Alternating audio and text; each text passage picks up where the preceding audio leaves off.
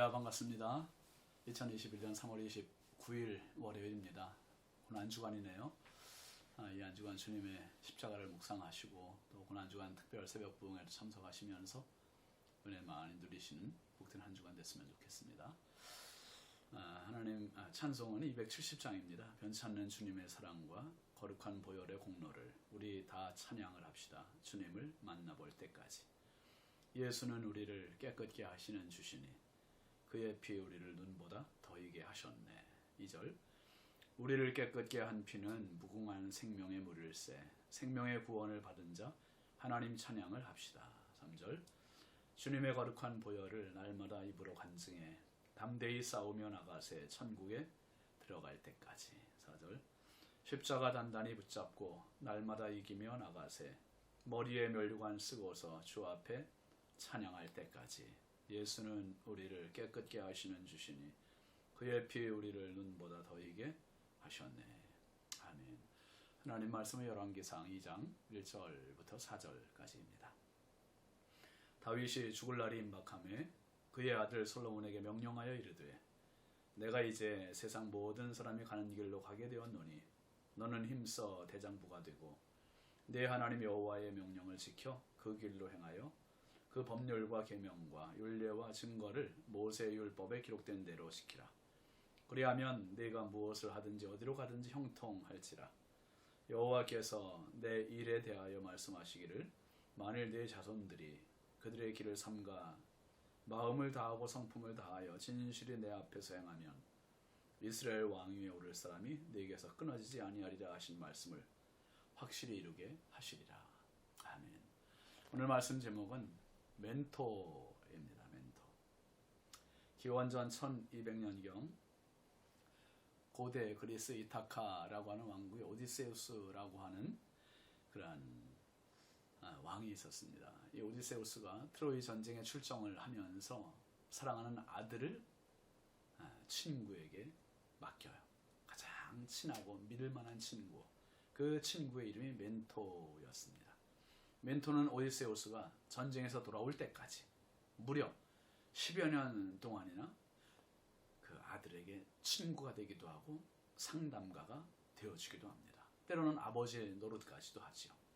그렇게 왕자를 돌보아준 그것을 유래로 해서 이때부터 멘토하면 지혜와 신뢰로 누군가의 삶을 이끌어주는 사람이라는 의미로 사용하게 되었습니다.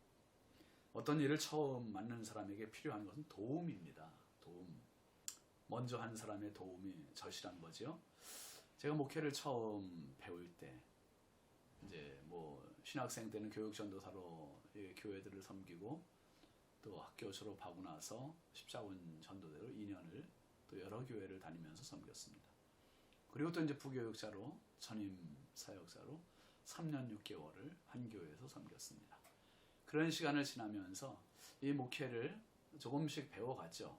그런데 막상 첫 번 단독 목회로 딱 나가니까 내 목회지가 생기니까 누구도 의지할 수도 없고 도움받을 수 없고 혼자 모든 걸 개척해 나가야 되는 그런 입장이었습니다. 참 감사하게도 지나고 보면 참 많은 선후배들이 멘토가 됐었고 지금은 좋은 친구들이 이렇게 목회에 또 신앙에 멘토가 돼서 가끔 만나서 교제하고 같이 도전도 받고 서로에게 도움도 주는 좋은 멘토가 서로에게 되고 있습니다. 참 감사한 일입니다. 여러분 성경을 보면 참 많은 멘토들 이야기가 나옵니다. 모세의 뒤를 이은 여호수아. 여호수아도 새로운 지도력을 발휘하기 위해서 필요한 게 멘토였는데 지도자가 되기 전에 모세가 그의 참 멘토가 되어졌습니다. 모세가 여호수아를 후계자로 지명하면서 강하고 담대할 것을 말했지요. 두려워하지 말고 놀라지 말라고 이 지도자에게 그게 정말 절실히 요청되는 덕목이거든요. 그 다음에 에스더에게는 모르드게라고 하는 사촌 오빠가 멘토였습니다. 어린 사무엘에게는 엘리 제사장이 멘토였었고요. 그리고 다윗에게는 친구, 생명과 같이 자기를 아꼈던 요나단이 멘토였었죠. 이스라엘의 선지자 엘리사에게는 엘리야가 멘토였고 또 엘리사는 엘리야의 그 영감의 갑절을 받기를 원했던 그런 장면을 우리가 알고 있습니다. 이제 처음 왕이 되는 솔로몬에게 얼마나 두렵겠습니까? 방법도 지혜도 경험도 없는 솔로몬. 그에게 가장 귀한 멘토는 바로 가장 사랑하는 아버지 다윗입니다. 다윗. 오늘 말씀은 다윗이 세상을 떠나기 전에 솔로몬에게 아들에게 유언을 하는 장면이 나옵니다. 여러분 특별히 1절 말씀 보시죠. 다윗이 죽을 날이 임박하며 그의 아들 솔로몬에게 명령하여 이르되. 하나님의 사람 다윗이 죽을 날이 임박했습니다. 한 생을 다 살고 이제 하나님 앞에 가기 직전이에요. 다윗의 생애를 돌아보면 하나님의 은혜죠. 하나님의 은혜라고 정리가 딱 요약이 되는 겁니다. 다윗이 이제 솔로몬을 불러서 명령합니다. 오늘 우리에게 중요한 것은 나의 일생을 마무리할 때 그때 자녀들에게 말하는 것도 중요하지만 미리미리 자녀들을 축복하고 자녀들이 하고 싶은 이야기하고 미리미리 준비하는 그런 지혜가 있으면 더 좋을지 않을까 싶습니다. 2절 말씀 한번 보시면 내가 이제 세상 모든 사람이 가는 길로 가게 되었노니 너는 힘써 대장부가 되고 그랬습니다. 다윗이 아들 솔로몬에게 주는 첫 번째 명령은 조언은 힘써 대장부가 되라. 역사가들은 지금 솔로몬의 나이가 왕이 될 때 나이가 12살에서 14살 정도로 보고 있고요. 최대 20살 이전이다.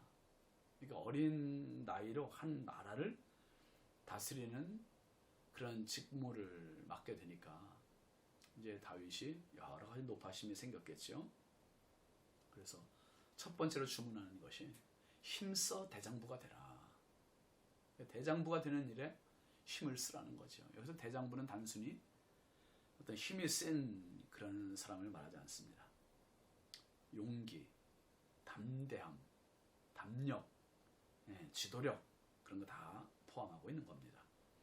어느 무엇에도 흔들리지 않고 중심을 잡을 수 있는 힘.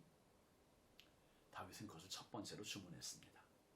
그리고 3절 보시면 내 하나님 여호와의 명령을 지켜 그 길로 행하여 그 법률과 계명과 율례와 증거를 모세의 율법에 기록된 대로 지키라. 그리하면 네가 무엇을 하든지 어디로 가든지 형통할지라. 다윗의 40년 왕정 기간은 하나로 정리하면 앞에서 말씀드린 것처럼 하나님의 은혜입니다. 하나님께서 그의 걸음을 지켜주셨고 인도해 주셨고 도우셨습니다. 다윗은 언제나 하나님 제일주의, 하나님 우선주의로 나라를 다스렸고 하나님 말씀대로 통치하려고 노력한 제사장 나라의 모델이었습니다. 그래서 이 한 가지는 무엇과도 바꿀 수 없고 양보할 수 없는 그러한 통치 이념입니다. 여호와의 명령을 지켜 그 길로 행하여 그 법률과 계명과 율례와 증거를 모세의 율법에 기록된 대로 지키라. 다윗은 아들 솔로몬에게 확실하게 명령하고 있습니다. 하나님의 율법을 기록된 대로 지키라 이거죠. 그리고 그렇게 될 때 따르는 결과를 말해주죠. 그리하면 내가 무엇을 하든지 어디로 가든지 형통할지라. 여러분, 우리의 삶의 우선순위 첫째는 하나님의 말씀입니다. 하나님의 말씀에 대한 순종. 그리고 나면 형통은 따라오는 결과인 거죠. 근데 많은 사람들이 이것을 바꿔서 생각해요. 형통하기 위해서 말씀을 수단으로 도구로 활용합니다. 여러분, 형통은 목적이 아니라 말씀이 목적이 되는 거예요. 형통은 따라오는 결과물이 되어야 하는 것입니다. 하나님의 말씀이 우선일 때 하나님의 형통케 하심을 믿으시기 바랍니다. 주님 말씀대로 너희는 먼저 그의 나라와 그의 의를 구하라. 그리하면 이 모든 것을 너희에게 더하시리라 했습니다. 더하시리라. 다윗은 자신이 경험한 지난 왕정을 회상하며 말씀대로 다스리고 살아야 할 당위성을 말해줍니다. 4절 보시죠. 여호와께서 내 일에 대하여 말씀하시기를 만일 내 자손들이 그들의 길을 삼가 마음을 다하고 성품을 다하여 진실이 내 앞에서 행하면 이스라엘 왕위에 오를 사람이 내게서 끊어지지 아니하리라 하신 말씀을 확실히 이루게 하시리라.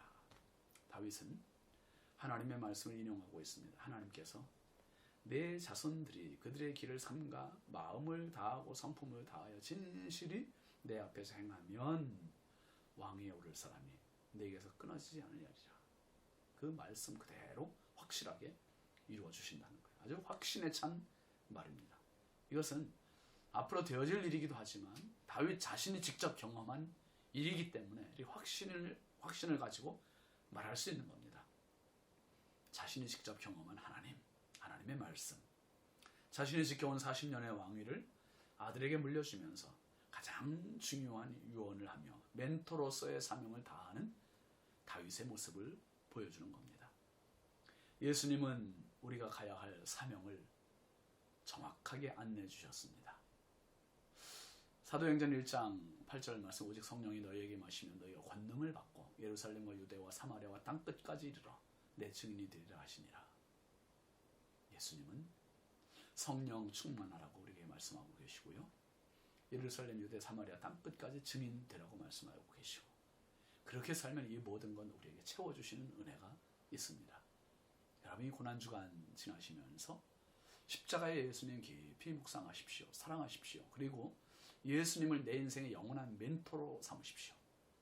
예수님을 내 인생의 영원한 멘토로 삼을 때 주께서 우리의 걸음을 인도하시고 합력하여 선을 이루게 하시고 우리의 삶을 도우실 것입니다.